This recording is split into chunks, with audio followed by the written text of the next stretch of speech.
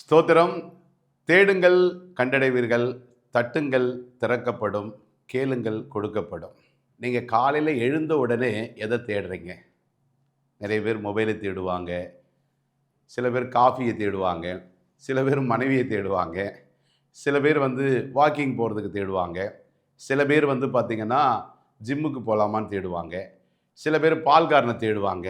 ஆனால் வசனம் சொல்லுகிறது தேடுங்கள், ஆண்டவரை தேடுங்கள், ஆண்டவரை தேடுங்கள். அப்போ ஆண்டவர் சமூகத்தை நீங்கள் தேடினீங்கன்னா அவரை கண்டடைய முடியும். அதனால தான் யாரெல்லாம் ஆண்டவரை தேடுறாங்களோ அவங்களுக்கு தேவ பிரசன்னம் இருக்குது, ஆண்டவர் அவர்களை நடத்துகிறார். அப்போ நடத்தும்போது அவங்களுக்கு வர சில போராட்டங்கள் பிரச்சனைகளிலிருந்து கர்த்தர் விடுதலை கொடுக்கிறார். நீங்கள் அதுக்கு மாறாக இந்த உலக பொருளை தேடும்போது அந்த உலகத்துக்கான ஆசீர்வாதம் தான் உங்களுக்கு வருது. செல்ஃபோனை தேடுறவங்க பாருங்கள், கொஞ்ச நேரம் அற்ப சந்தோஷமாக இருக்கும், அதுக்கடுத்து மாலை வரைக்கும் சாயந்தரம் வரைக்கும் அந்த நாள் முழுவதும் ஒரே போராட்டமாக இருக்கும். அதனால் இது வரைக்கும் நீங்கள் மற்றதெல்லாம் தேடி இருந்தால் முதலாவது தேவனுடைய ராஜ்யத்தையும் அவருடைய நீதியும் தேடுங்கள். ரெண்டாவது பாருங்கள், தட்டுங்கள் திறக்கப்படும். நீங்கள் முதல்ல ஆண்டவருடைய சமூகத்தை தட்டணும், ஆண்டவருடைய இருதய கதவுகளை தட்டணும்.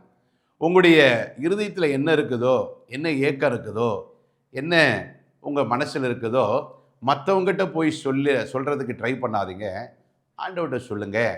மனுஷங்கிட்ட சொன்னால் அவன் ஒன்று நாளாக்கி அதை உங்களுக்கு துக்கத்தை தான் கொண்டு வந்து கொடுப்பான். அப்போ உங்களுக்கு ஒரு பிரச்சனை வந்துருச்சு, ஒரு பண தேவை இருக்குது, பேங்க்கை போய் தேடாதீங்க, கடன் கொடுக்குறவங்களை தேடாதீங்க, சரிங்களா? கடங்காரன் ஃபைனான்ஸுக்காரங்க வீட்டை போய் தட்டாதீங்க, மற்றவங்களை தட்டாதீங்க, ஆண்டவருடைய சமூகத்தை தட்டுங்க. அப்பொழுது உங்களுக்கு அவருடைய இருதயம் திறக்கப்படும். அப்போ அவருடைய கண்ணை வைத்து உங்களுக்கு ஆலோசனை சொல்லுவார். நீங்கள் எப்படி நடக்கணும், எப்படி நடக்கக்கூடாது, இதை வாங்கணும், இதை வாங்கக்கூடாதுன்னு சொல்லி. அப்போ உங்களுக்கு ஒரு தேவை வருகிற பொழுது நீங்கள் இந்த உலகத்தில் மற்றவங்களை போய் தட்டி திறக்கிறத காட்டிலும் ஆண்டவர் சமூகத்தை நீங்கள் தட்டி பாருங்கள், அப்படி இறுதியை தட்டி பாருங்கள், அவர் உங்களுக்கு இறுதியை திறப்பார். அப்போ கேளுங்கள் கொடுக்கப்படும். யார்கிட்ட கேட்கணும், யார்கிட்ட கேட்கக்கூடாது? ஆண்டவர்கிட்ட கேளுங்கள்.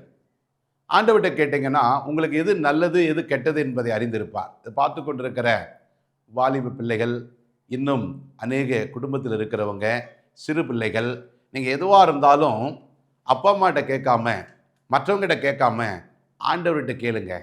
அப்போ அவங்களுக்கு என்ன பண்ணுவார்? பெஸ்ட்டானதை, நல்லதை தருவார். ஆமென். கர்த்தர் தாமே உங்களை ஆசீர்வதிப்பாராக.